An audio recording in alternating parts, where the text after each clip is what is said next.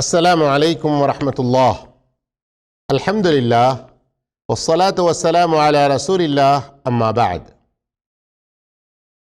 ప్రియ విద్యార్థులారా మరియు వీక్షకులారా, 1445వ రమదాన్లోని ఈరోజు 8వ క్లాసులో మనం ప్రవక్త సల్లల్లాహు అలైహి వసల్లం ఖననం మరియు కబ్రిస్తాన్లో ఇంకా చనిపోయిన వారి బంధువులకు ఎలాంటి సంతాపం తాజియత్ చేసేవారు, తెలిపేవారు అన్న విషయాలు ఇన్షా అల్లాహ్ తెలుసుకోబోతున్నాము. అయితే రండి, ఈరోజు మనం ప్రవక్త మహానీయ ముహమ్మద్ సల్లల్లాహు అలైహి వసల్లం వారి పద్ధతుల్లో ఈ ముఖ్యమైన విషయాలు ఏదైతే తెలుసుకోబోతున్నామో మన రోజువారీ జీవితంలో వీటిని మనం అనుసరించడం చాలా తప్పనిసరి విషయం. ప్రవక్త యొక్క అసలైన విధానాన్ని మర్చిపోయినందు వల్ల ఎన్నో రకాల బిదాతులు, ఎన్నో రకాల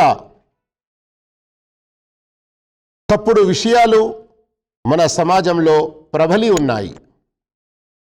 అయితే ఆ తప్పులను దూరం చేసి ప్రవక్త సల్లల్లాహు అలైహి వసల్లం వారి సున్నతులపై ఆచరించే ప్రయత్నం చేద్దాము.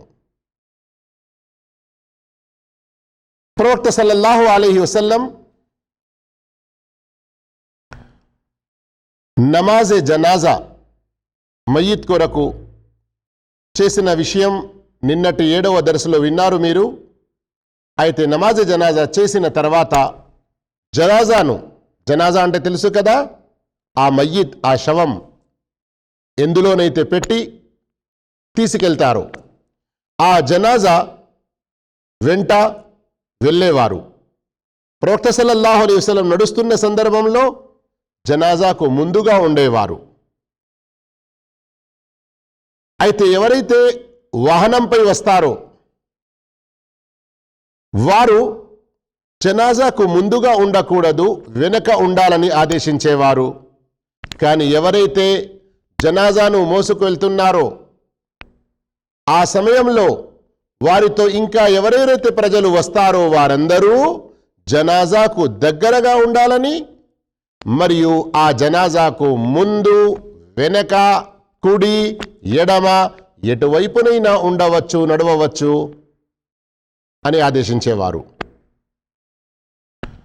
ఇంకా జనాజాను తీసుకెళ్లే సందర్భంలో వేగం పెంచాలని, తొందరగా తీసుకెళ్లాలని ఆదేశించేవారు. రెండో విషయం, కబ్రిస్తాన్ చేరుకున్న తర్వాత జనాజాను డోలా అని కూడా అంటాము కదా మనం, దానిని క్రింద పెట్టక ముందు ప్రవక్త కూర్చునేవారు కారు. మూడో విషయం, ఆయన సల్లల్లాహు అలైహి వసల్లం ముందు నుండి జనాజా వెళ్తే ఒకవేళ ప్రవక్త కూర్చుండి ఉంటే నిలబడేవారు, నిలబడాలని ఆదేశించేవారు కూడా.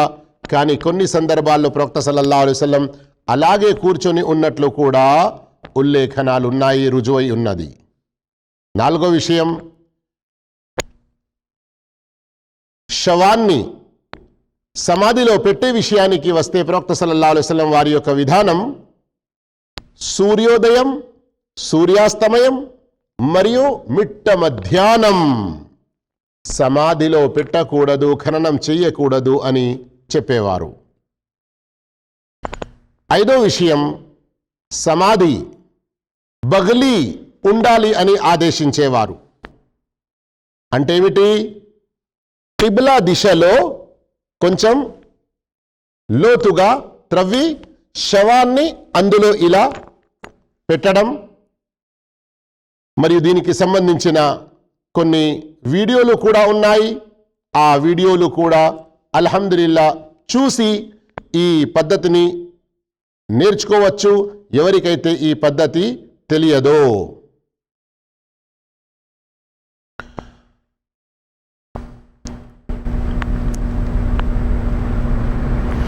ఇంకా సోదర మహాశయులారా, ప్రవక్త మహానీయ ముహమ్మద్ సల్లల్లాహు అలైహి వసల్లం ఆ సమాధిలో మృతుని యొక్క తలాపున, తల వద్ద మరియు కాళ్ళ వద్ద కొంచెం విశాలంగా త్రవ్వాలని ఆదేశించేవారు. అలాగే సమాధి కొంచెం లోతుగా ఉండాలని కూడా ఆదేశించేవారు. ఆరో విషయం, ఆయన సల్లల్లాహు అలైహి వసల్లం మృతుణ్ణి ఖననం చేసిన తర్వాత అతని తల వైపు నుండి 3 దోసెట్లు మట్టి వేశారు. అయితే ఇక్కడ గుర్తుంచుకోండి, ఆ సమయంలో ప్రవక్త సల్లల్లాహు అలైహి వసల్లం అక్కడ తలవైపున ఉన్నారు కనుక అటువైపు నుండి వేశారు. ఇక ఎవరు ఎటువైపున ఉంటారో అటువైపు నుండి కనీసం ఒక 3 దోసెట్లు మట్టి పోయాలి. ఈ విధంగా ఒక ముస్లింని సమాధి చేయడంలో వారు కూడా పాలు పంచుకున్న వారవుతారు. 7వ విషయం, ఖననం చేసిన తర్వాత అక్కడే నిలబడి కొన్ని క్షణాలు మృతుని స్థిరత్వం కొరకు ప్రార్థించేవారు. మరియు ఇలా ప్రార్థించాలని సహాబాలకు కూడా ఆదేశించేవారు. అంటే ఈ ఆదేశం మనందరికీ కూడా ఉంది. కానీ ఇక్కడ గుర్తుంచుకోండి, సామూహిక దుఆ కాదు. హదీసులో వచ్చినట్లుగా ఫస్అలు లిఅఖీకుము థబాత్ ఫఇన్నహుల్ ఆన యుస్అల్, మీ సోదరుని కొరకు మీరు స్థిరత్వం గురించి దుఆ చేయండి. అంటే ఏమిటి? ఇప్పుడు అతన్ని ప్రశ్నించడం జరుగుతుంది. అతడు ప్రశ్నలకు సరి అయిన సమాధానం ఇవ్వాలి, జవాబు ఇవ్వాలి. కనుక మీరు అతని యొక్క స్థిరత్వం కొరకు, నిలకడ కొరకు దుఆ చేయండి.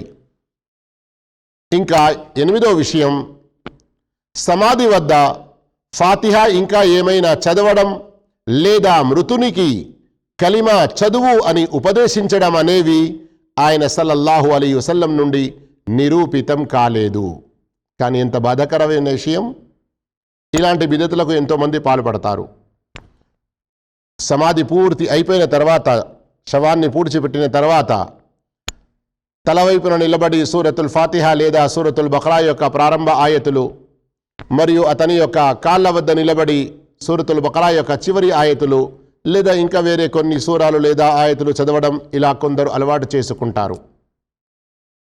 మరికొందరు ఇంతకంటే మరీ ఘోరంగా అక్కడ నిలబడి, బిడ్డా చెప్పు, నా ప్రభు అల్లా చెప్పు, నా యొక్క ప్రవక్త ముహమ్మద్ చెప్పు, నా యొక్క ధర్మం ఇస్లాం, ఇలాంటి ఉపదేశాలు చేస్తూ ఉంటారు.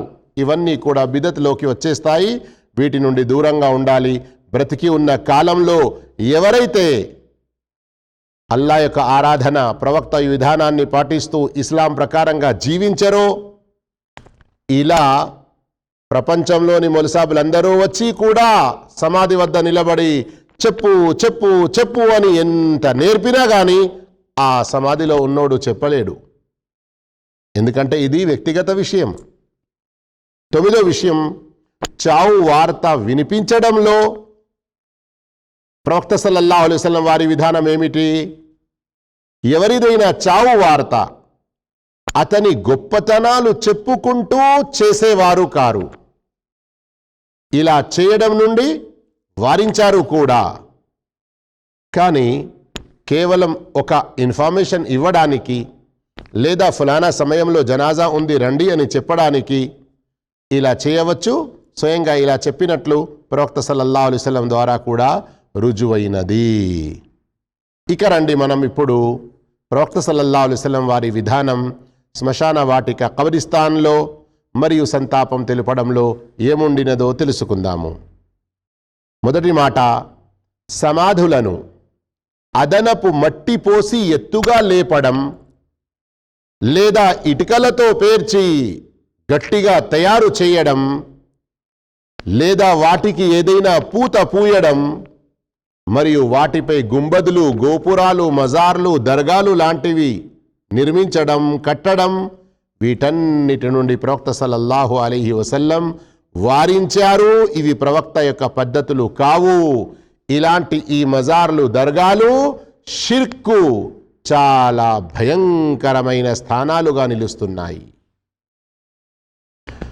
రెండవది, ఒకసారి హజరత్ అలీ రదియల్లాహు తాలా అన్హు వారిని ప్రవక్త సల్లల్లాహు అలైహి వసల్లం యమన్ వైపునకు పంపుతూ ఈ విధంగా ఆదేశించారు. ఏ చిత్రపటాన్ని మరియు విగ్రహాన్ని చూసినా నీవు దానిని తుడిచివేయి. ఏ చిత్రపటాన్ని చూసినా దానిని చిరిపివేయి. మరియు ఎత్తైన సమాధిని చూస్తే దానిని నేలకు సమానంగా చేయి.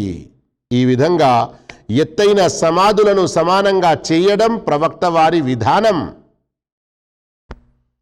ఇక్కడ ఎత్తు అంటే సమాధి తవ్వినప్పుడు ఏ మట్టి వస్తుందో మృతుణ్ణి అందులో పెట్టిన తర్వాత అదే మట్టి వేసితే ఒక జానెడు మందం కొంచెం పైకి వస్తుంది, అంతే కదా. అంతవరకు ఉండవచ్చు, దానినే లేవలని అనడం జరుగుతుంది. కానీ అదనపు మట్టి పోయడం లేదా ఇంకా ఏదైనా ఎత్తు చేయడం, ఎవరైనా చేసి ఎత్తు చేయడం తప్పు. ఒకవేళ ఎవరైనా చేసినా కానీ అధికారులు బాధ్యులు. ఇక్కడ గుర్తుంచుకోండి విషయం, ప్రవక్త సల్లల్లాహు అలైహి వసల్లం పంపారు. మరి ముస్లిం షరీఫ్లో తీసి చూడండి మీరు, హజరత్ అలీ రదియల్లాహు తఆలా అన్హు ఖలీఫాగా ఉన్న కాలంలో తమ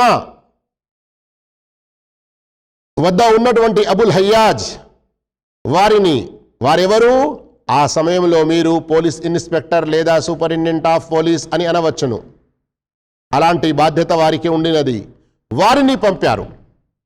అయితే ఇక్కడ ఏంటి విషయం, మీరు ఇప్పుడు ఈ హదీస్ విన్నారు అంటే వెళ్ళి ఏదో ఇలా పని చేసి అక్కడ మరింత సమస్యలు పెరిగే విధంగా చేయకండి. అల్హమ్దులిల్లా, మనమందరం ఇస్లాం పట్ల ప్రేమ కలిగి ఉండాలి. ఇస్లాం యొక్క ప్రతి ఆదేశాన్ని పాటించే ప్రయత్నం చేయాలి. కానీ కొన్ని ఆదేశాలు ఎలా ఉంటాయి, మనం వ్యక్తిగతంగా చేయలేము. అల్లా అలాంటి అధికారం నాకు ఇస్తే నేను చేసి తీరుతాను అని మనం అనుకోవడం ఆ హదీస్ ప్రకారంగా ఆచరించినట్లు ఇన్షా అల్లా అవుతుంది. కానీ కొన్ని ఉంటాయి, అధికారులు, ప్రభుత్వ అధికారులు, బాధ్యులు నెరవేర్చునవి. ఉదాహరణకు ఇలాంటివి. ఇంకా వ్యభిచారం చేసిన వారిపై హద్దును ఖాయం చేయడం, నాఫీజ్ చేయడం, అలాగే దొంగ యొక్క చేతులు నరకడం, ఇలాంటి విషయాలైతే ఉన్నాయో ఒక ఇస్లామీయ ప్రభుత్వంలోని అధికారుల వైపు నుండి వచ్చేటువంటి ఆదేశాలు. ఇంకా సోదర మహాశయులారా, మూడో విషయం, ప్రవక్త సల్లల్లాహు అలైహి వసల్లం సమాధిపై సున్నం వేయడాన్ని, దానిపై నిర్మాణాలు నిర్మించడాన్ని మరియు వాటిపై ఏమైనా బోర్డులు పెట్టి దానిపై రాయడాన్ని లేదా రాసిన పలకలు, ప్లేట్లు మరియు పాలరాతులపై ఫలానా బిన్ ఫలానా, ఫలానా తారీఖుకు జన్మించారు, ఫలానా తారీఖు హజ్ చేశారు, ఫలానా తారీఖులో చనిపోయారు, ఇలాంటి మొత్తం జన్మకథ రాసిస్తారు కదా, అలాంటివన్నీ ఏమీ చేయకూడదు. దీనికి అనుమతి లేదు. కేవలం గుర్తు కొరకు ఒక్క రాయి పెట్టడానికి అనుమతి ఉన్నది. ఇక ఐదో విషయం, ఆయన సమాధులపై మస్జిదులు నిర్మించడం, వాటి వద్ద దీపాలు వెలిగించడం, ఇలాంటి పనులన్నిటినీ వారించారు, చేసేవారిని శపించారు. అల్లాహు అక్బర్. లఅనతుల్లాహి అలల్ యహూది వన్నసారా ఇత్తఖదు ఖుబూర అంబియాఇహిం మసాజిద్. అల్లాహు తాలా యూదులపై క్రైస్తవులపై శపించుగాక, తమ శాపాన్ని కురిపించుగాక, వారు తమ ప్రవక్తల సమాధులను సజ్దా స్థలంగా చేసుకున్నారు. ఇక్కడ కొంచెం ఒక విషయం గుర్తుంచుకోండి. కొందరు ఏమంటారు, మేము సమాధిపై కట్టడం లేదు, పక్కనే కడుతున్నాము. అది కూడా తప్పు. సరే, మేము సమాధి కట్టము, కానీ కేవలం కొంచెం గుర్తుండడానికి పెద్ద మనిషి అల్లా యొక్క వలీ కదా అని, అలా కూడా కట్టకూడదు. దీనికి అనుమతి లేదు ఏమాత్రం.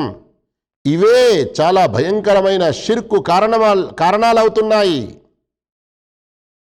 ఇంకా సోదర మహాశయులారా, ప్రవక్త సల్లల్లాహు అలైహి వసల్లం సమాధుల వైపు ముఖం చేసి నమాజు చేయడం నుండి వారించారు. మరియు అలాగే స్వయంగా ప్రవక్త సల్లల్లాహు అలైహి వసల్లం తమ సమాధి గురించి దుఆ చేశారు. అల్లా, నా సమాధిని ఒక విగ్రహంగా, ఒక పండుగ స్థలంగా, జాతర ఉరుసుల మాదిరిగా చేయబాకు అల్లా, అలా కానివ్వకు నా సమాధిని అని. ఇక్కడ మీకు ఒక ఆలోచన వస్తుంది కావచ్చు కదా, సమాధుల వద్ద ఎలాంటి గోపురాలు, గుంబదులు గిట్లా ఉండకూడదు అంటున్నారు, మరి ప్రవక్త యొక్క సమాధిపైనే ఉంది కదా. అయితే ఆ ప్రవక్త వారి సమాధిపై ఏదైతే ఇప్పుడు మనం గుంబదే ఖదరా అని చూస్తూ ఉంటామో అది ప్రవక్త వారు కట్టించుకోలేదు, సహాబాలు కట్టలేదు. సలఫె సాలిహీన్ కాలంలో దాని గురించి ఎలాంటి ప్రస్తావన లేదు. తర్వాత కాలాల్లో కొందరు బిదాతీలు చేసినటువంటి పనులకు ఇక దానిని పడగొట్టే విషయం వచ్చినప్పుడు చాలా పెద్ద సమస్య, మహాభయంకరమైన గొడవలు చెలరేగే అటువంటి ప్రమాదాలు ఉండి పడగొట్టలేదు. లేదా అంటే హజరత్ అలీ రదియల్లాహు అన్హు వారి యొక్క హదీస్ ఏదైతే విన్నారో ముస్లిం షరీఫ్లోనిది, దానికి కొందరు మంచి తౌహీద్ పరస్త్ వచ్చినప్పుడు ప్రయత్నం చేశారు. కానీ మనం దానిని ఆధారంగా తీసుకోవద్దు, ఎందుకంటే అది ప్రవక్త సల్లల్లాహు అలైహి వసల్లం చేయలేదు. ఇంకా సోదర మహాశివులారా, 7వ విషయం సమాధులను అవమానించడం, తొక్కడం, వాటిపై కూర్చోవడం, వాటిని ఆనుకోవడం, వాటిని విపరీతంగా గౌరవించడం మరియు వాటి యొక్క సందర్శనానికంటూ ప్రత్యేక సమయాలు పెట్టి వెళుతూ ఉండడం, ఇవన్నీ ప్రవక్త పద్ధతులు కావు. అయ్యో మేము కేవలం అక్కడ ఫాతిహా చదవడానికి వెళ్తాము కదా, అది కూడా తప్పేనా అని అంటారు కొందరు. అవును, అసలు అలాంటి కట్టడాలు కట్టడమే తప్పైనప్పుడు అక్కడ ఒకరోజు ఫిక్స్ చేసుకోవడం. ఇప్పుడే హదీస్ విన్నారు కదా, ప్రవక్త వారు స్వయంగా తమ సమాధి గురించి ఏం చెప్పారు? ఇది ఉర్స్ జాతర పండుగ స్థలంగా కాకూడదు అని దువా చేశారు కదా. సోదర మహాశివులారా, ఇక్కడ ఒక మాట వచ్చింది, అవమానించకూడదు అని, మితిమీరిన రీతిలో గౌరవించకూడదు అని. ఈ 2 విరుద్ధాలు కదా. ఇఫ్రాత్ తఫ్రీత్ అని ఏదైతే అంటారో, కొందరు ఎంతగా అవమానిస్తారంటే ఇన్నా లిల్లాహ్, సమాధి ఉంటుంది, దాని గోడ ఏదైనా చిన్నగా ఉండేది ఉంటే తీసుకెళ్లి కచరా అటువైపున వేస్తూ ఉంటారు. లేదా మరికొన్ని ప్రాంతాల్లో అది నౌదుబిల్లా అస్తగ్ఫిరుల్లా మరుగుదొడ్డిగా తయారైపోతుంది. చెంబు తీసుకొని లోటా తీసుకొని వెళ్ళిపోతారు. అలా చేయకూడదు, మహా ఇది పాపం. ఇంకా మరికొందరు వాటిని ఎంతగా గౌరవిస్తారంటే వాటిపై గోపురాలు, వాటిపై గుంబదులు, వాటిని మజార్లుగా తయారు చేసి అక్కడ సందల్, ఉర్స్, ఇంకా జాతరాలు ఇట్లా చేస్తూ ఉండి ప్రజలు అక్కడికి వెళ్తారు, వారి యొక్క అవసరాలు తీరాలని దువాలు చేస్తారు, అక్కడ తవాఫ్ చేస్తారు, సజ్దాలు చేస్తారు, మేకలను కోళ్లను కోస్తారు. ఇవన్నీ కూడా ఇబాదత్ పనులు. అలాంటి సమాధి వద్ద చేయడం షిర్క్ అవుతుంది కదా. 8వ విషయం, ప్రవక్త సల్లల్లాహు అలైహి వసల్లం కొన్ని సందర్భాల్లో తమ సహాబాలు ఎవరైతే చనిపోయారో వారిని సమాధుల వద్దకు వెళ్ళి సందర్శించి వారి కొరకు మగ్ఫిరత్ దువా, అంటే అల్లాహ్ వారి పాపాలను మన్నించాలి, అల్లాహ్ వారి పట్ల సంతోషంగా ఉండాలి అన్నటువంటి దువాలు చేయడానికి వెళ్ళేవారు. మరియు ఎవరైతే కబ్రిస్తాన్ వెళ్తారో వారికి దువా నేర్పారు. ఏమని? అస్సలాము అలైకుం అహ్ల దియార్ మినల్ ముమినీన వల్ ముస్లిమీన్ వ ఇన్నా ఇన్షా అల్లాహు బికుం లాహికూన్ నస్అలుల్లాహ లనా వలకుముల్ ఆఫియా. 9వ విషయం, ప్రవక్త సల్లల్లాహు అలైహి వసల్లం యొక్క విధానం సంతాపంలో ఆయన మృతుని యొక్క కుటుంబీకుల వద్దకు వెళ్ళేవారు మరియు వారికి ఓదార్పునిచ్చేవారు, తసల్లి ఇచ్చేవారు. కానీ మృతుల కుటుంబీకులను సందర్శించడానికి, వారికి సంతాపం తెలియడానికి ఏదైనా సమయం ఫిక్స్ చేసుకొని అక్కడ ఏదైనా అందరూ జమా అయి ఖురాన్ ఖానీలు, ఫాతిహా ఖానీలు, ఇంకా ఇలాంటి ఏమైనా బిదాత్ పనులు చేసేవారు కారు. ప్రవక్త సల్లల్లాహు అలైహి వసల్లం ఇలా చేయాలని ఆదేశించలేదు. కనుక ఇలాంటి బిదతులకు దూరంగా ఉండండి. ఇంకా సోదర మహాశివులారా, ప్రవక్త సల్లల్లాహు అలైహి వసల్లం విధానంలో మరొక విషయం, ప్రజల కొరకు మృతుల కుటుంబీకులు భోజనాలు నిర్వహించకూడదు. పైగా ప్రజలే మృతుల కుటుంబీకుల కొరకు భోజనాలను సిద్ధం చేసి వారికి తినిపించాలి. అర్థమైందా? దీని ద్వారా ఏం తెలుస్తుంది? మన వద్ద ఏదైతే 3 ఒద్దులు, 10 ఒద్దులు, 10వాं, 20వాं, 30వాं, 40వాं బర్సీ ఈ విధంగా ఏవైతే చేసుకుంటారో వీటన్నిటికీ ఇస్లాంలో ఏ స్థానం లేదు.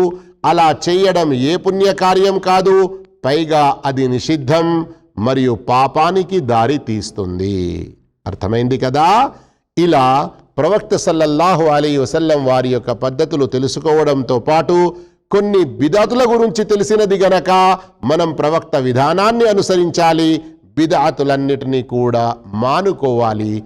అల్లాహ్ మనందరికీ సద్భాగ్యం ప్రసాదించుగాక. ఆమీన్.